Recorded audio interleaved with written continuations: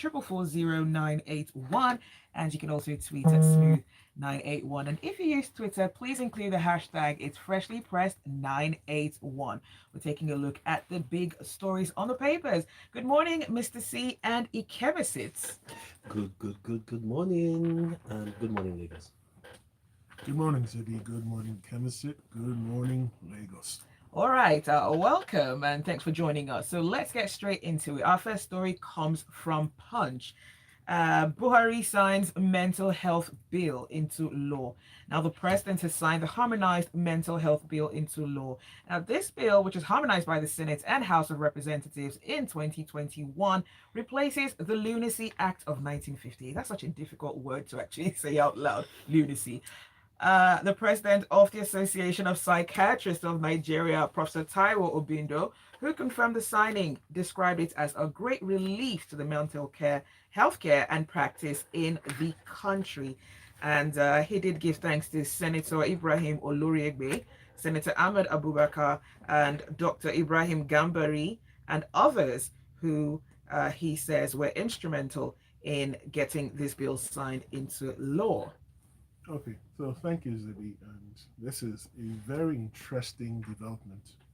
And I personally wish this had happened before now. So, what has happened is the Lunacy Act of 1958 has been replaced by the Mental Health Bill, and apparently it takes into consideration recent developments in mental health and new classifications and name designations and all of that. Now, I haven't had the privilege of looking at the provisions of the bill because I've been trying to grab a hold of it, but my efforts haven't proved successful. But If it was just signed, it means that it's probably not being gazetted, which is why it hasn't been no, published. even the draft bill. Oh, okay. Well, yeah, that should be. So even the draft bill, I haven't been able to lay my hands on it. Now, this is good because it places Nigeria. Nigeria now comes into the mainstream of what the world is dealing with regards to mental health. But again, I do fear that at some point we will need to review and amend the act where necessary. Now, I'm going to say this. I'm sure the mental health bill takes into consideration what Nigerians should look out for, and it also sort of I hope it criminalizes certain categorizations of people dealing with mental issues. Now, in times past, we've tended to treat everyone with one form of mental disorder or the other as simply mad. So it's possible for a human being to have a mental disorder but not be crazy, not be a lunatic, and this will go a long way. Now, going forward for elections, to ensure that we get the very best of the best, not just anyone who falls down from his bed on the wrong side and decides that he wants to be a president or she wants to be a president. Part of the requirement going forward, and this is what should form part of the constitutional review, is that candidates be subjected to a complete evaluation of their physical and mental health.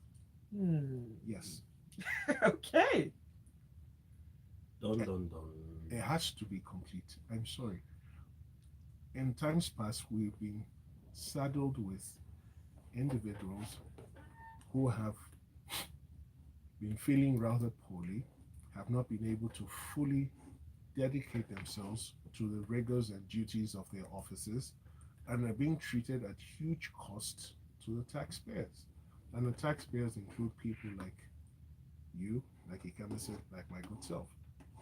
So when candidates, and this goes beyond political candidates, even people seeking to enter the security forces, seeking to enter the police. Now, if policemen, the rank and file, were subjected to psychiatric tests before enlisting and regular psychiatric checkups, we'll probably have fewer incidents where innocent Nigerians lose their lives because someone in a fit of rage or in a fit of behavior which cannot be readily explained is shot and killed. So when you have candidates who are subjected to psychiatric evaluation, who are subjected to medical evaluation, it then sends a signal to everyone that for political offices, it is serious business because you hold the destinies, you hold the lives of Nigerians in your hands. So we cannot give such power, such control, such oversight to people who are not physically and mentally constituted to handle those duties. Now, speaking about that, some might come from a different perspective and say it's discriminatory to deny a person a role, whether political or in security forces, a job because they have a mental health condition, which could, in some way, be treated or managed in some cases. So, So, would the problem of discrimination not come in? so for every physical task or every task that requires the exercise of your mental faculties, you have to be in full control of them. Now, it will not be discriminatory, and I will explain why. Under criminal law, right, two elements must be present before you can be found guilty: the physical act and the mental thoughts. Now, if you want someone, so for example, you have an architect who has a mental disorder, and the point of doing the calculations of the drawings, he has a period of that mental disorder, and he makes the wrong drawings or the wrong specifications, or a civil engineer or an electrical engineer. Or a driver on the streets, Thank you. or someone working in an office. Or even a doctor or nurse Mm. who has a mental disorder, you're supposed to get an injection, and then the person injects a nerve ending. You could end up being paralyzed for the rest of your life. So it's not discriminatory. What they're saying is it's not that you will never work, but whilst you have that condition, you are a danger not only to yourself, but to people you interact with people you provide your goods or your services to. And that should not be allowed to happen. So that would mean everyone should get a mental test in some capacity because people are going to interact with others every other day, right? If I were president, I'll make it mandatory annually, once a year. Every Nigerian, Particularly the ones in Lagos. everywhere. Oh, definitely a negotiation. Okay, let us know what your thoughts are. 0809 444 981.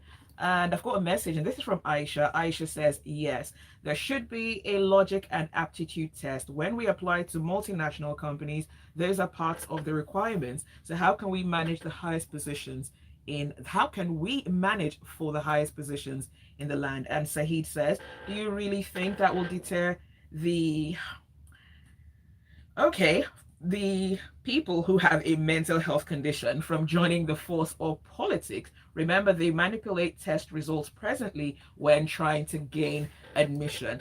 And this one's from Jerry, and he says these variety of tests are vitally important for our political aspirants.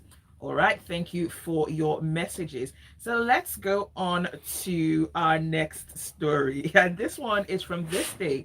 G5 governors self-inflicted confusion. I believe this is an opinion piece, and it's coming from a journalist at this day. And this is what it says: after threatening fire and brimstone and promising to unveil their preferred presidential candidate, the G5 governors of the People's Democratic Party have not demonstrated the courage to publicly and collectively rally support for one candidate, leaving Nigerians with wild speculations. Now, the events of the past 2 weeks have shown that the five governors elected on the platform of the PDP, led by Governor Nyesom Wike of River State, are not too certain on how to handle their disagreements with the presidential candidate of the political party, the PDP. I wonder which Nigerians were left with wild speculation because I'm not one of them. I mean, I personally, I don't know if I've talked about this on radio. I'm just trying to remember if I've expressed the previous opinion on this. But I've thought for the longest time that the actions of the G5 governors was their actions were um, and their arguments were problematic, right? Because uh, especially with the Rivers governor, right, Wiki, he set the ball rolling that eventually led to this impasse, and that's probably the most modern radio friendly way, right, that I'll describe the current situation within the PDP by not sticking with the original agreement of the Southern Governors Forum within the PDP caucus to ensure that the presidential nomination, right, of the party was on to the south. It was the one that put pressure on the chair of the primary, the political primaries management committee, right, the Benue State Governor, Samuel Ortom, to basically throw it open, thinking that he was going to win. When he didn't win, he's not caused all this fire and fury, and the other four governors have basically been walking into with him.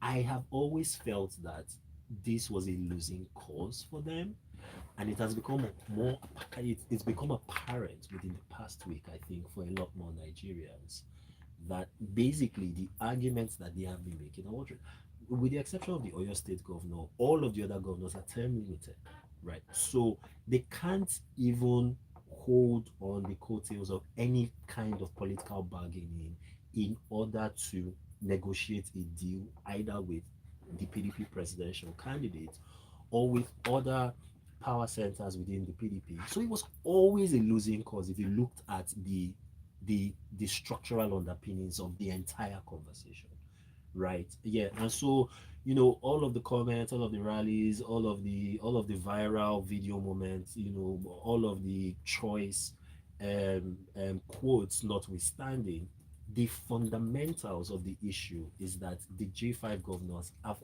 always been in a bad political nego- negotiating position, and that is becoming more and more apparent the closer we get to the elections. And I don't know how they're going to walk back from all of the commitments that they have made, but also it's clear now that even they don't know how they're going to walk back right from those things. So it really is. It's an interesting piece. It's well worth a read. But I think in the end, for a lot of the people that are talking about how the North and the Northern political caucus are continuing to lord it over the South shot itself in the foot, at least on this particular line item, and there's no other way to spin it or put it. So what does this mean for the governor of Oyo States? Well, I think he has the most incentive to reach some kind of accommodation, right, within the PDP, because he's up for re-election. The beautiful thing about the position he's in is that, from a domestic oil perspective, he's in a strong position. So it's not as though he necessarily needs PDP national support in order to secure re-election. I think he's the odds-on favorite, right, to do that, which then makes his first his membership of the G5 or the integrity board, whatever it is you want to call it, right, and some of the actions that he has taken mystifying, because he does not have the same incentives the other four governors do, right? Yeah. So, in the end, if politics is a game of reverting back to the fundamentals of interests, his interest is in reaching some kind of accommodation, at least with PDP national, at the very least, in order for the temperature to come down a bit for him to actually focus on winning his re-election. All right, you're listening to Freshly Pressed on Smooth 98.1. We're taking a quick break and the conversation will continue on the other side. We see your messages. Please keep them coming. 0809 440 981. First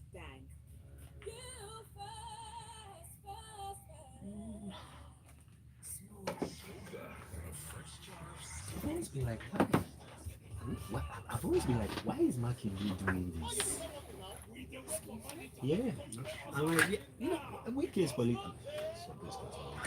Wike is politically influential. He has funded the party. He's got all of this leverage and all of that stuff, but he's time limited. He's not heading to the Senate. He's not heading to the House of Representatives, right? Any kind of political relevance that he would acquire post May 29 will only happen because it will only happen in one of two ways. One, it is bestowed on him if he's appointed somewhere, becomes a cabinet member or something, or, and I think Wike is too proud to actually admit that he would like that, or he becomes like a James Ibori and he just sits down and becomes a power broker within Rivers, which is fine and fair and good, but you're basically a local champion, albeit in a very big local environment, but still local champion. Yeah, but for national relevance, he has to negotiate or join the APC. No, he won't join the APC. Precisely. So negotiate. No, I think he's sorted himself out. If Obi gets in, he'll probably get Minister of Petroleum Resources or Chief of Staff or some influential position. Atiku will not touch him. Atiku has no incentive to. If Atiku decides to touch him, it will be out of the gratuitousness of his heart. But since when was politics done by the gratitude, right? Of a political interest? We're going in. Okay.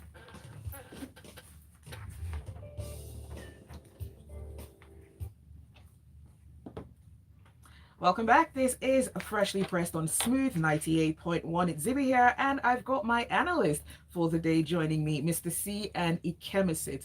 Now, let's go on to the Punch. This one says, reverse electricity tariff hike, millions in darkness. And this is from Sarap. So the Socioeconomic Rights and Accountability Project has urged the president to direct the Minister of Power, Godi Jegagba, and the chairman of the Nigerian Electricity Regulatory Commission, Professor James Momo, to immediately reverse the what they call unlawful, unjust, and unreasonable increase in electricity tariff, which reportedly occurred in December 2022. Now, according to Serap, millions of Nigerians continue to live in darkness, and this is despite the spending by successive governments of trillions of naira as investments and bailouts to electricity companies. Okay, so this story needs some unpacking. Basically, Serap is arguing that the increase in electricity tariffs will exacerbate extreme poverty in Nigeria. The electricity tariff failed to follow due process. It was done silently in December 2022. As a prepaid customer, I can verify and confirm that my base tariff has increased, right? And neither the Electricity Regulatory Commission or the federal government has actually officially confirmed it. And then the third argument they made is that the increase is unjustified, considering how unreliable and inefficient, right, electricity supply is in the country. Hmm. I don't always disagree with Sarah, but I think there are aspects of their argument that are problematic.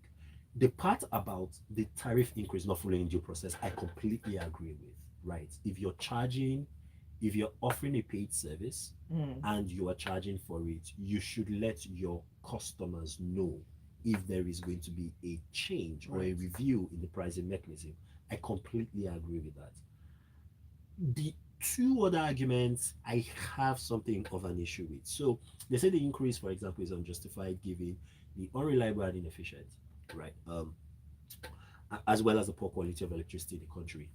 One of the fundamental problems with power supply, right, in this country, right, and the power sector is that it has been chronically underinvested in. For decades and decades, Nigerians have been conditioned to see power as a public good that does not necessarily need to be paid for at market rates. It's why, for example, incidences of electricity theft are rife in the country because in the 70s and in the 80s and in the 90s, at least for the Nigerians who had access to electricity, government subsidized. But as this country grew, population growth has been what? Average 2.3% over the last 3 decades, right? There are just more and more and more Nigerians, and power needs have escalated, and infrastructure has not kept up with it, and we've not invested right enough monies in that. Yes, monies have been pledged. Some have leaked through the gaps, right, both politically and on a policy perspective. But the fact is that you know with respect to distribution, we've done an okay job, not a good job, not an amazing job, but we've done an okay job. With generation, we've done an okay job, not an amazing job. We need to generate more. South Africa, with a third of our population, generates 4 times more electricity. But with transmission, we've done almost nothing, right? And transmission has been the key gap, right? So, in order for us to attract more investment into the sector, amongst other things, what the Gencos and the Discos have been saying for years and years is that Nigerians need to pay pay more of a fair value for electricity, which means that those tariffs will need to increase. The price increase has to come before the investment happens for us to begin to see the flow through of the investment. And that's why I think Sarab's argument is a bit, at least on that point, is a bit Right. over the place. Okay. Let me quickly throw this in. I agree with what Justin has said, but maybe a different perspective. Now, under the multi-year tariff order, there is an inbuilt process and mechanism which allows for the review of the tariffs every 6 months or every year. So when Sarab says we are not made aware, there's already a process. And I'm not sure that process requires them, I will need to confirm this, requires them to publicly take out ads or publicly inform the people. But again, when we flip it, because customers are paying, they should at least know. And it was very disheartening to read the comments credited to the Minister for Power, where he said he's not aware of a power tariff increase. Meanwhile, a lot of the discos have confirmed the increase. So it's one of two things. It's either he wasn't, there's a number of things. It's either he was quoted wrongly, or if he was quoted correctly, he was being mischievous or economical with the truth, or he simply doesn't know what he's about. I like that. Being economical with the truth. It's a very PC way of saying things.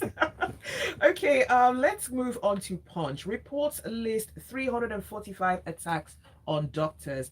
And this is according to a report on workplace violence against doctors. And this was obtained exclusively by the Punch. And it came from the Nigerian Association of Resident Doctors, NAD. Now, according to the report, 74% of the attacks required medical attention and 15% were life-threatening. So this is very shocking news, and it's quite depressing that people hold such thoughts, such process, such logic. Now, first of all, Nigeria has never met the approved or recommended doctor to patient ratio. It's never happened. And it's unlikely to happen anytime soon, given the massive brain drain that is being witnessed in that sector. Then, for some of the doctors who are still here for whatever reason, you're now attacking them. One attack is too many, yet we have 345 doctors being attacked. What exactly is the problem? And when you go through the story, 65% was attributed to patient loss. So the doctor is treating a patient, the patient Right. loses his life, and you blame the doctor. If you could do it yourself, why did you take the? And people must begin to understand this, right? The doctors will only treat, they will only do the best they can. No doctor guarantees to save the life of any patient, just the same way no lawyer guarantees to a client that he will win the case, because he's not going to decide the case. Now, other reasons given were being overwhelmed by patients, insecurity, poor communication.